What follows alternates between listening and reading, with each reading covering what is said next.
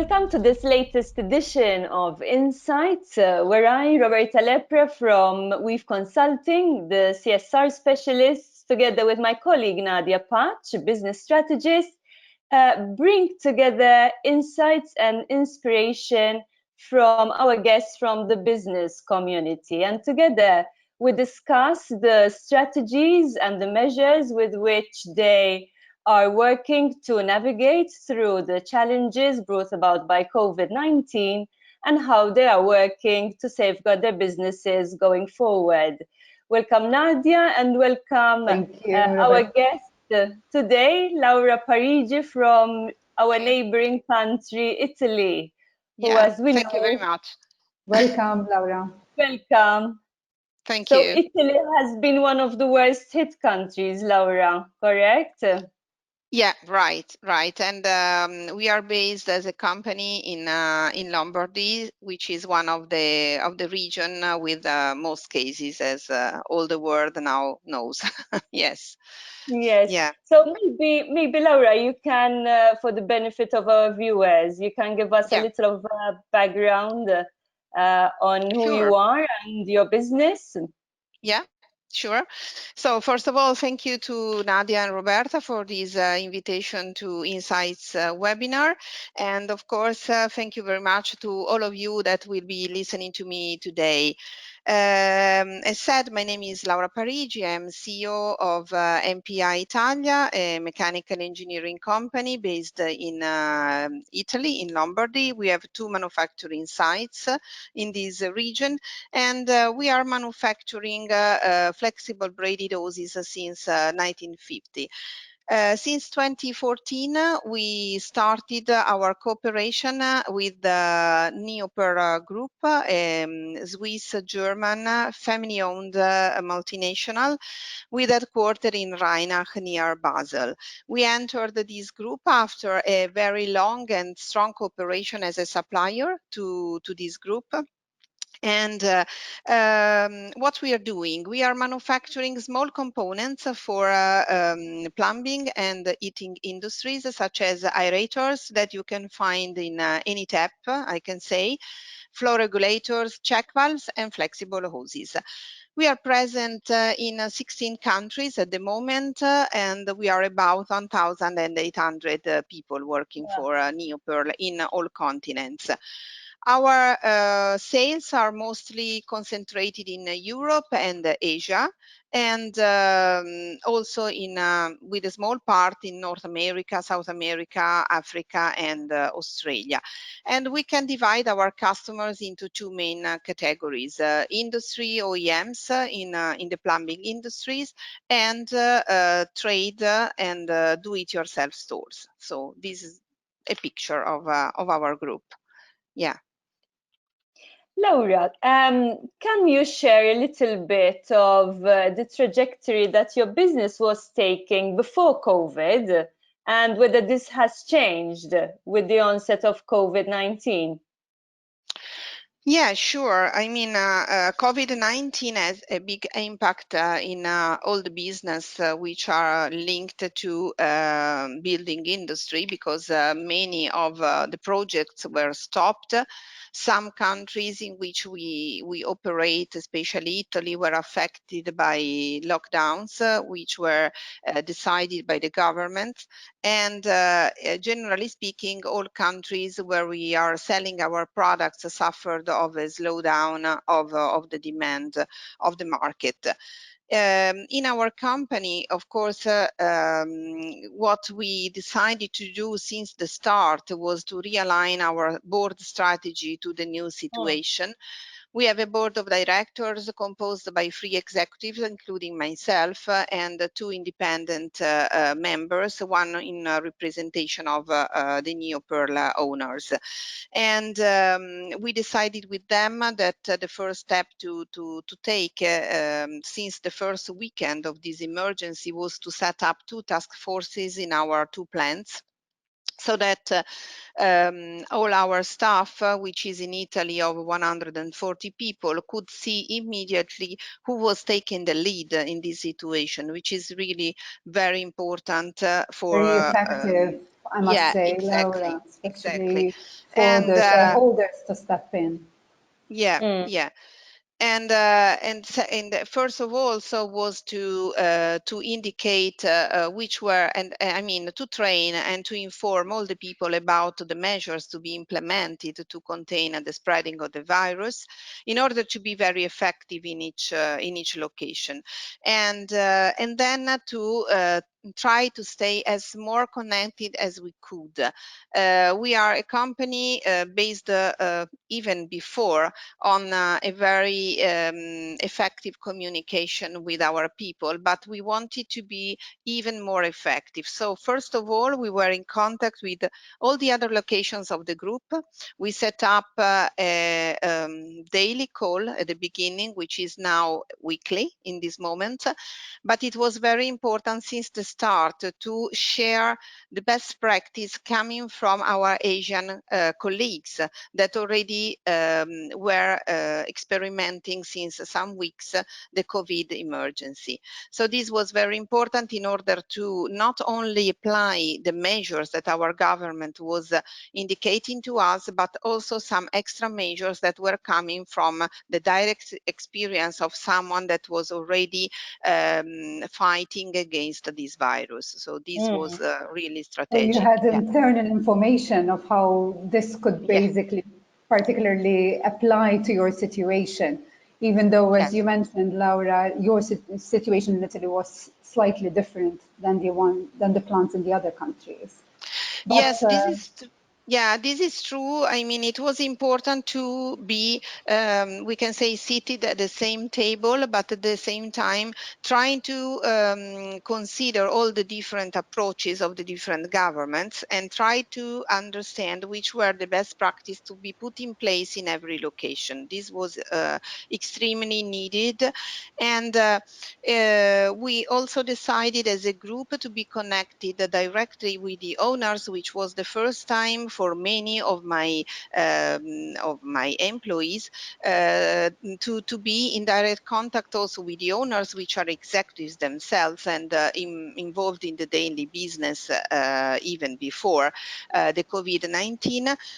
We downloaded the app on our phones so that we could, first of all, reach every employee in an emergency, and we could be directly connected, and then they could also be reassured directly from the owners that posted videos on this app about the involvement of the top management of the group in order to keep all our staff safe. And this was extremely important for the engagement of our staff in what an this particular interesting situation. initiative, Yeah. Roberta.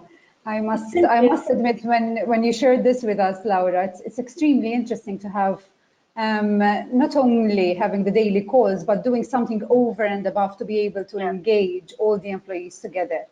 Do you feel that actually this helped you to realign even more, to have a face to a name, to understand and to stand in it all together a bit better?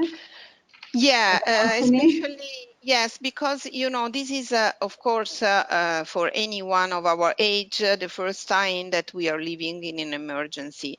And it was important to make everyone understand that everyone matters in this situation with his or her behavior in order to keep the colleagues safe, but also their families and their relatives and friends.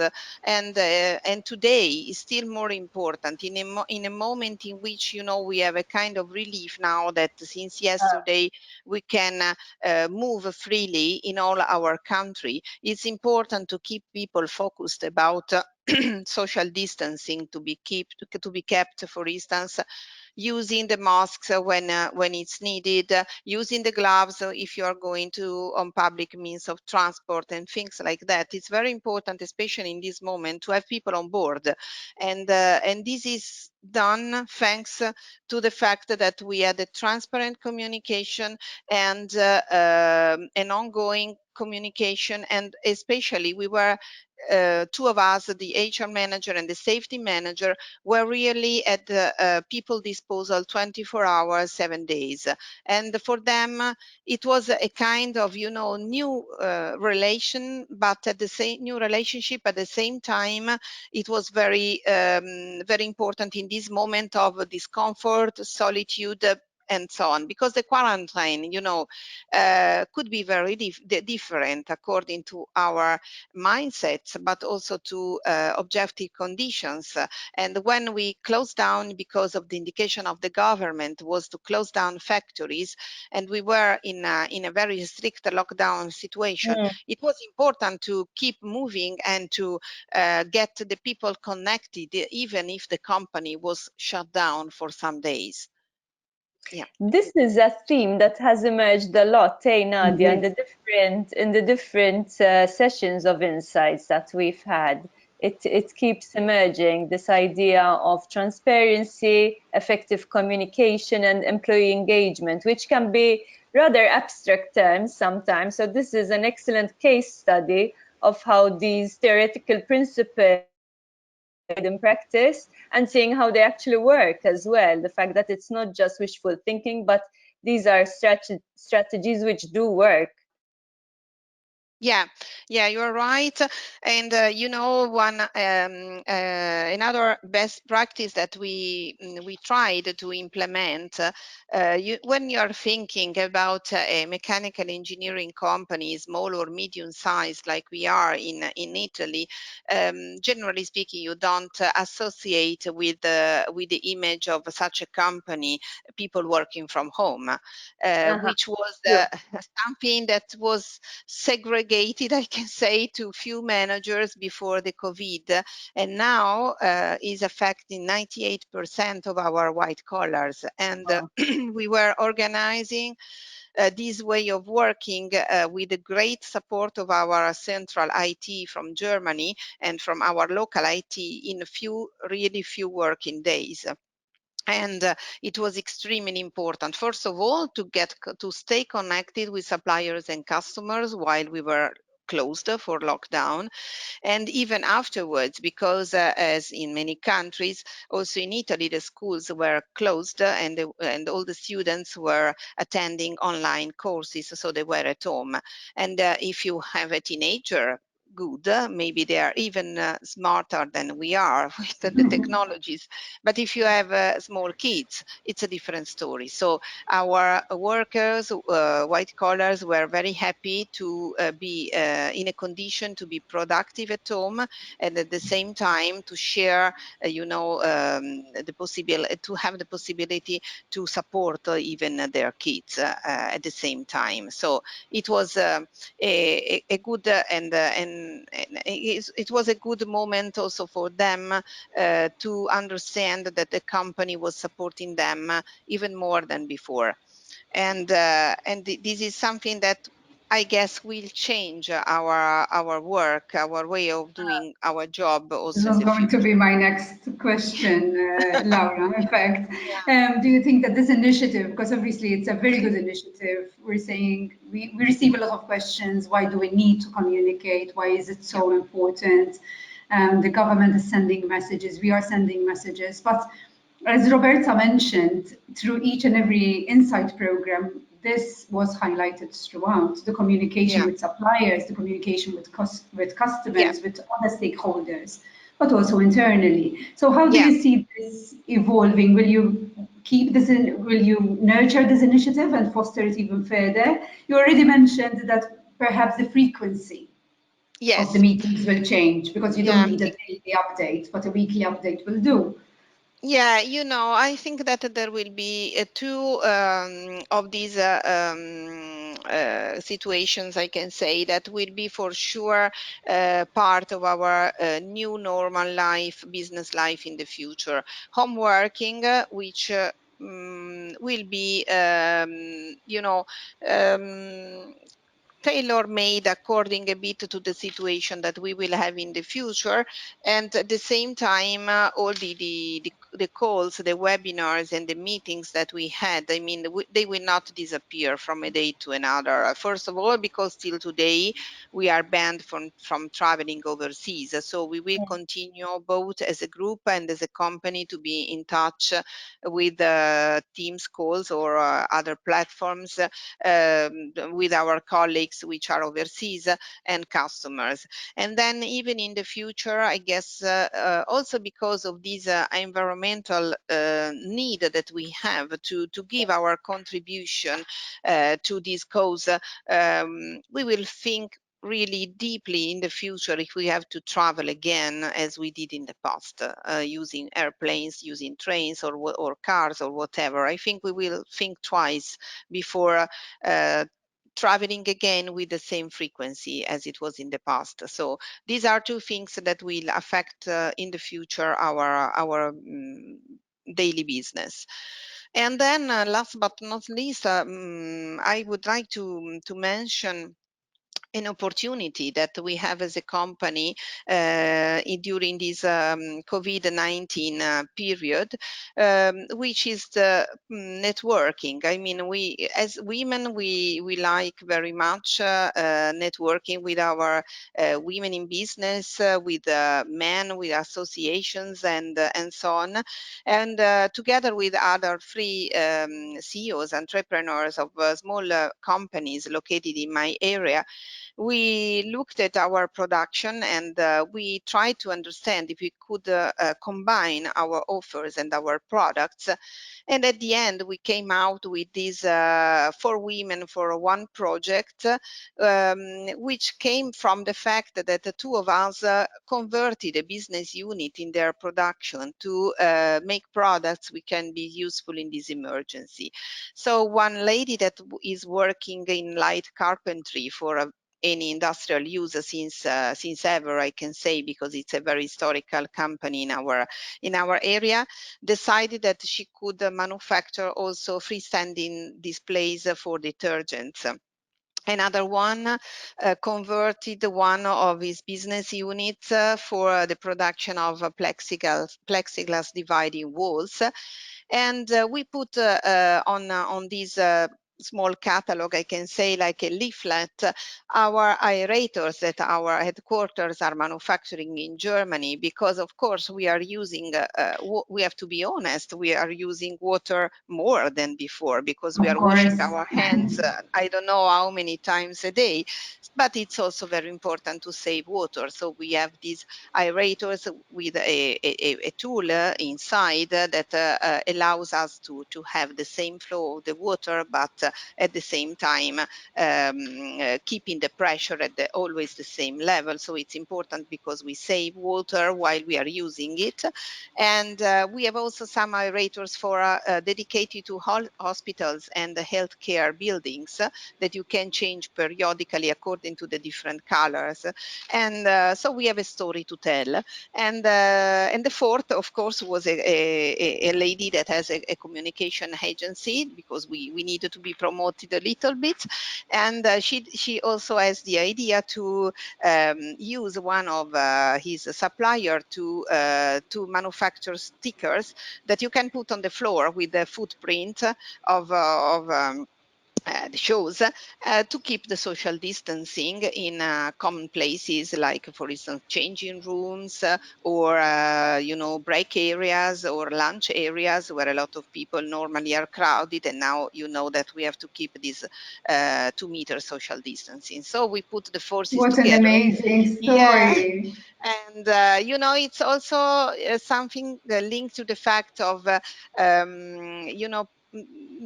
being a bit More creative practical, and and innovative. creative in doing networking. Yes, and So so this, with every downtime as well, or a little bit of a mishap, so to speak, you found the yes. opportunity to create something new. Will you be Yeah. continuing this initiative, Laura? Do you have that Yes, we think intention? so, because we are only at the start, and with the passing of time, we are having other ideas. So I think that is like a newborn small startup that could have a future. Yeah, Well why not? done. Impressive as well how this innovation has emerged whilst you were all also individually dealing with a crisis within your established organizations. And Yeah, yesterday I was talking to someone who said we are at our most creative when we find ourselves with our backs to the wall.